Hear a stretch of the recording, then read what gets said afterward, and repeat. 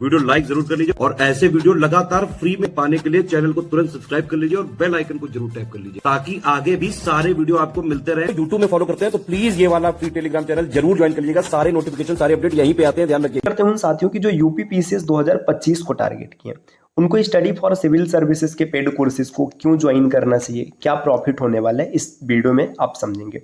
देखिए, ये UP PCS 2024 का जो पेपर हुआ था, इसमें सबका धुआं धुआं हो गया था। पेपर का लेवल एकदम अलग था, पूरे मार्केट में हलचल मच गया था कि ये क्या कैसा पेपर आ गया। आप 2024 के पेपर में देख सकते हैं कि स्टडी फॉर सिविल सर्विसेज के पेड कोर्सेज से कितना अधिक मैच हुआ है। यूपी पीसीएस 2024 का जो प्री हुआ था, इसमें GS1 जो स्टडी फॉर सिविल सर्विसेज से डायरेक्ट 108 क्वेश्चन आए थे। मतलब 108, अब ऐसा नहीं कि हवा में बात कहा जा रहा है, अभी एक एक प्रश्न आपको प्रूफ के साथ दिखाएंगे। Selection material test series paid quizzes से डायरेक्ट थे। 10-12 क्वेश्चंस तो ऐसे थे जो SCS के पेड डिस्कशन ग्रुप जो है उससे मिले थे, ऑडियो या वीडियो के माध्यम से आपको बताया गया था।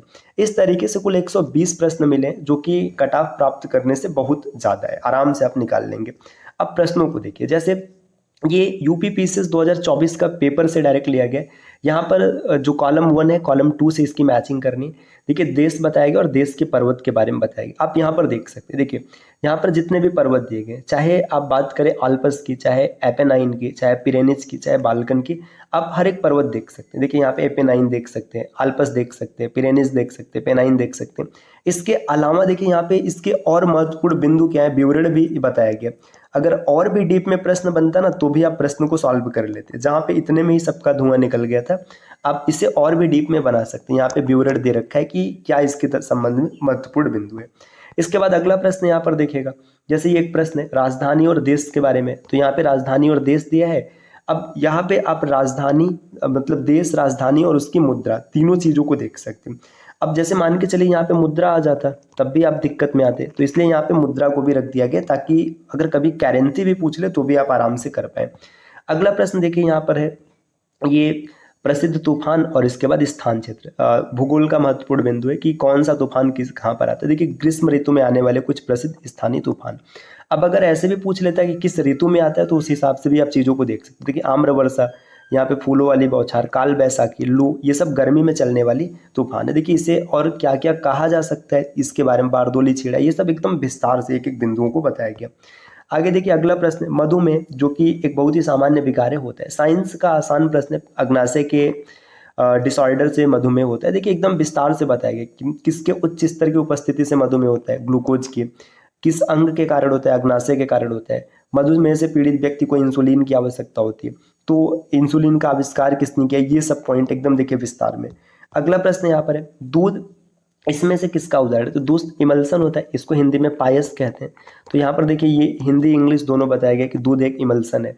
आगे बेकिंग सोडा का सूत्र क्या है, तो ये केमिस्ट्री का बहुत ही आसान प्रश्न है, आप आराम से कर पाएंगे। बेकिंग सोडा को सोडियम बाइकार्बोनेट कहते हैं, NaHCO3 है। तो इन सब चीज़ों को समझिए। अब ऐसा नहीं कि फर्जी इधर उधर से बात है, आप देख सकते हैं पेपर का क्वेश्चन है जहाँ पर joint where neck joints the head, गर्दन और सिर आपस में जुड़ते हैं, उसे पाइवोटल ज्वाइंट कहते हैं। आप यहाँ पर डिटेल में देख सकते हैं, एक एक पॉइंट को बहुत विस्तार से बताया गया।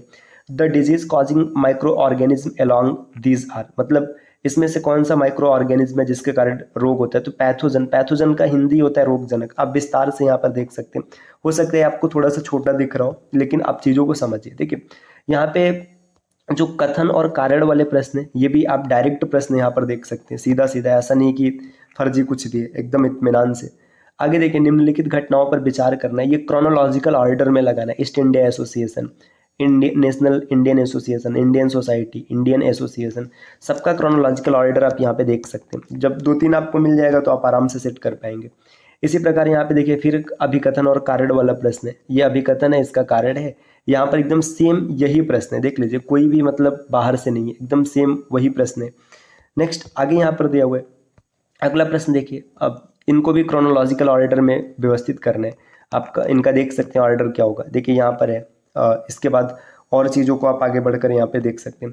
नेक्स्ट, कौन सा संशोधन अधिनियम भारत के स्थानीय शासन संस्थाओं से संबंधित है, तो आप देखिए यहाँ पे विस्तार से। भाई क्यों इधर उधर परेशान होंगे, आप एक एक प्रश्न को देखिए, डिटेल में देखते हुए चलिए। भारतीय अल्पसंख्यकों के लिए विशेष अधिकारी के संबंध में निम्नलिखित कथनों पर विचार कीजिए। यहाँ पर आप सीधा देखिए 7वां संविधान संशोधन अधिनियम है ना।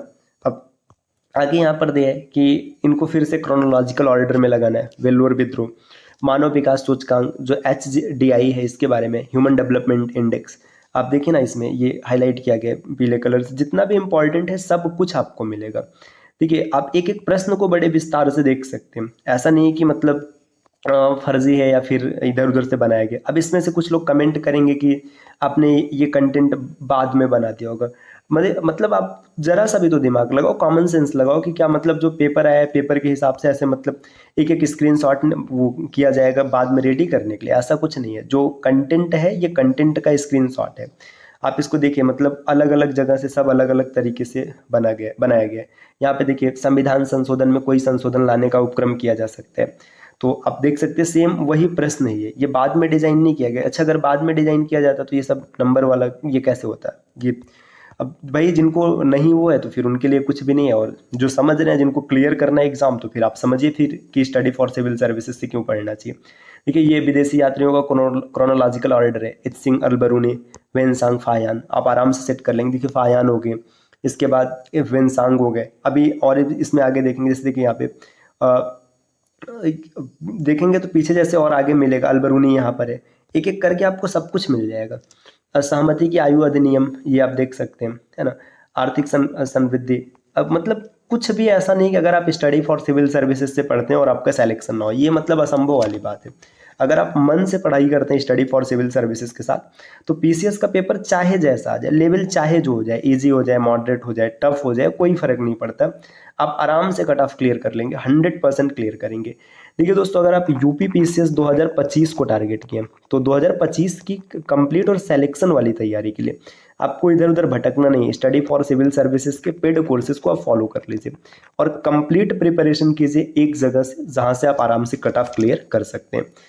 और अगर आपको कोई और अतिरिक्त जानकारी प्राप्त करना है तो आप इनमें से किसी भी नंबर पर कॉल या व्हाट्सएप कर जानकारी ले सकते हैं।